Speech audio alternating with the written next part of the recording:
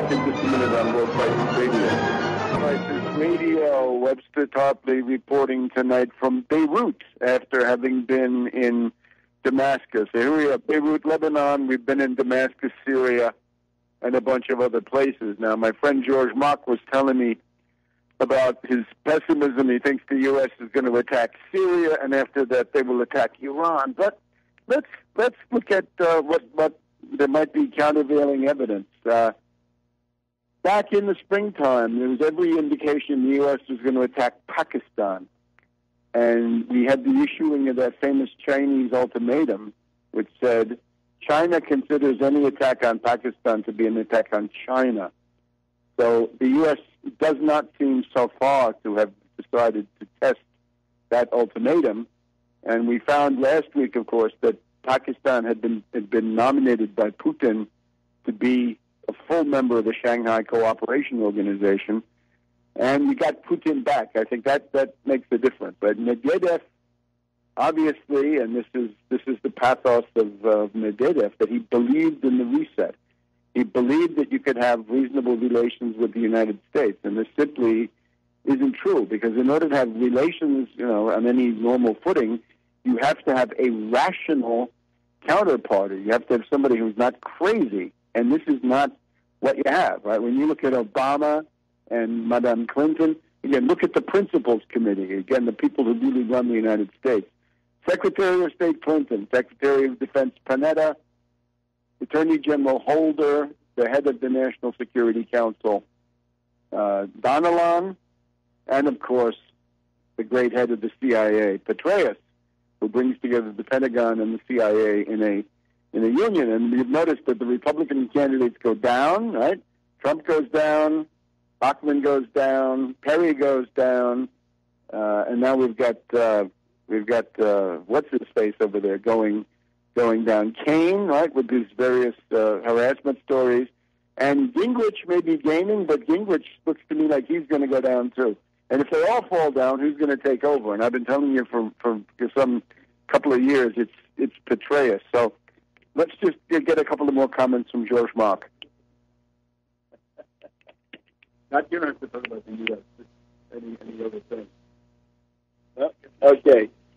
George Mock has basically completed the intelligence picture that he thinks is important. And if he wants to jump in, let me just try finishing up. So I would say, it's been a long year. It's a year ago that Julian Assange put out the WikiLeaks document dump, and we know from Alec Ross of the State Department that this created no problems at all for the U.S. The State Department was delighted with WikiLeaks because it showed the United States and the State Department in a wonderfully positive light. It was everything good going on there, right? Massive good actions by the United States. So again, who did that target? It targeted Ben Ali, it targeted Gaddafi, it targeted Mubarak, Berlusconi, who has now gone down.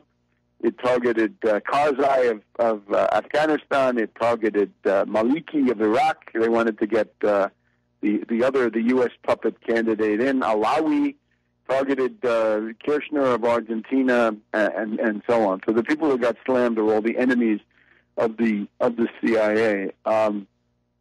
Italy, I think the Italian case is very interesting because this was, I wouldn't say it's a color revolution, because the purple gang in Italy, the anti-Berlusconi purple people didn't really get that far. What you're seeing around the world is that the camouflage of the CIA people power coup, the color revolution, is getting very, very thin, very, very, very threadbare, and the credibility of this stuff is very poor because of the fact that it's failing. And people in Egypt, for example, they have every reason to conclude that they're worse off. So let me just remind George Mock, anytime you want to jump in, let me know. I would say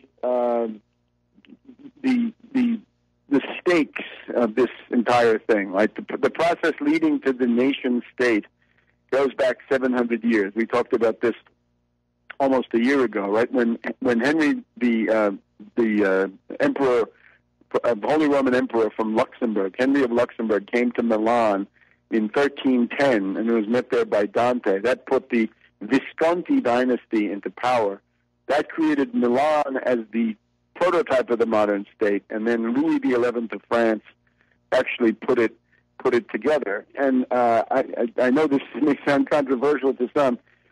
The modern state is a very significant achievement because it is the best solution that has been found to the problems of maintaining civilization. Right? You want to have a progressive, stable form of government. The modern state gives you that in a way that goes far beyond any previous examples, be it a city-state, an empire, or whatever it is, or a nomad community, or God knows what. We're now at a point, though, where the bankers say that with the banking crisis hitting, that it's important to increase the level, the rate of primitive accumulation, the rate of looting, sacking, pillaging, robbing, exploiting the world economy, because this loot is needed to prop up the banks. And that means that the state, any national government, gets in the way. The nation state is a barrier to this in a way that a mini-state or a micro-state or a multi-state is not. And they're basically taking dead aim at the modern state in this form. And I think I heard a burst of music. Am I right? Maybe not. Okay, fine. We do have some trouble in the line. Like the telephone connections here to the Eastern Mediterranean, maybe a little bit troubled tonight. Look at just out of filling in some of the stuff of the past week. Look at Italy and Greece. Now, here in Greece we have Papademos. He is from the Boston Federal Reserve. I think he's from the Trilateral Commission. In Italy we have Monti. He's from Goldman Sachs, and he's from the Trilateral Commission also. At the European Central Bank we have Draghi, who is from Goldman Sachs. And these are the technocrats of genocide. They're the people who want to impose savage, brutal austerity so extreme that it begins to take a toll in human lives. And I don't mean a minor toll. This can get to be very, very big. And if you want to join, for example, somebody like Ron Paul saying, I want to destroy the social safety net because it's unconstitutional or it violates the Austrian school or whatever it is, you've got to be ready, dear friends, to answer the question, what is the point of having people die? Genocide against the American people, not a very pretty concept. Bad enough anywhere, God knows, but to do it to your own country, this is really very, very strange stuff. To do it in the name of an ideological abstraction, I think this is really wild. But you can see the attack against the nation state. We have a guy in our delegation.